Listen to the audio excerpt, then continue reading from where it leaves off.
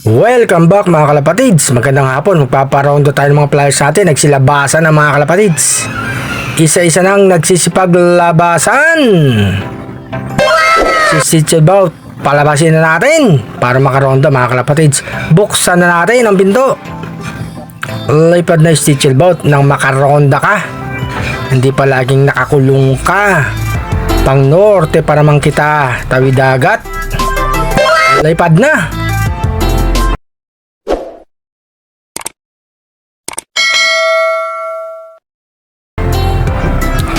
Ito nga mga kalapatids, pinarondo natin mga pang norte natin. Ang weather medyo mahangin na mainit mga kalapatids. Malapit na nga ang norte kaya kailangan lagi natin silang parondahin. Ayan, sabay-sabay silang lumilipad mga kalapatids Si Flying Becart hanggang ngayon wala pa mga kalapatids. Hindi natin alam kung saan napunta ang ibon na yon. Ganon talaga sa karera mga kalapatids. Hindi naman natin sila nakikita kung saan sila napunta. Kaya laging tiwala lang tayo sa ibon na uuwi sila mga kalapatids. Ayan, medyo tumaas yung lipad nila. Tagalan yung rumonda ng mabatak naman ang katawan nyo. Dahil sa norte kayo isasali.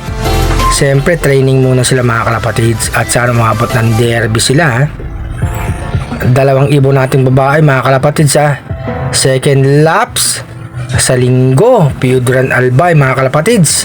Nag 318 kilometers na. Sige, lipad lang kayo dyan.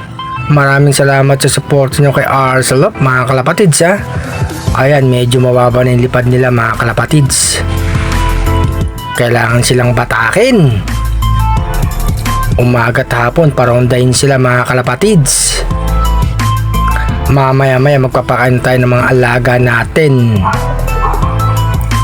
Siyempre ginagawa natin, magparonda muna tayo. Tapos pakain tayo ng mga alaga natin mga kalapatids.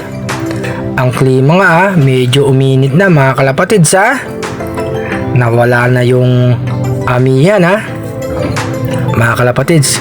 Kaya mainit ng panahon. Malapit na mag-summer. Mabuti nilang dimulan mga kalapatids. Ayan mga kalapatids, mababa na nga ang lipad nila. Paikot-ikot dito sila sa loob natin.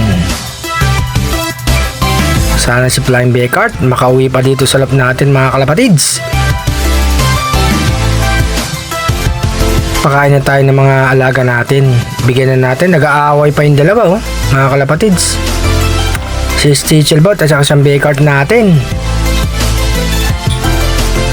Eto mga kalapatids, pakainin ko na si Flying Checkered. Tapos si Dancing Becart mga kalapatids. Diyan sila sa taas Nang-aaway kasi yung Becart. Dahil nga may pares ding si Stitchel Bout. Kaya dyan natin pinapatuka yung dalawa. Yung mga breeders natin, pinatoka ko ng mga kalapatids. Okay naman ang kondisyon nila. Sana mapisa yung itlog nila. Ayan mga kalapatids yung mga alaga natin yung isa pumasok na. Etong isang kak papasok na yung mga kalapatids. Malapit na magtakip si Lim para makakain na rin sila. Ito ngayon ang huling ibon natin na pumasok. Ayun mga kalapatids, pumasok na. Nakapagparonda na tayo.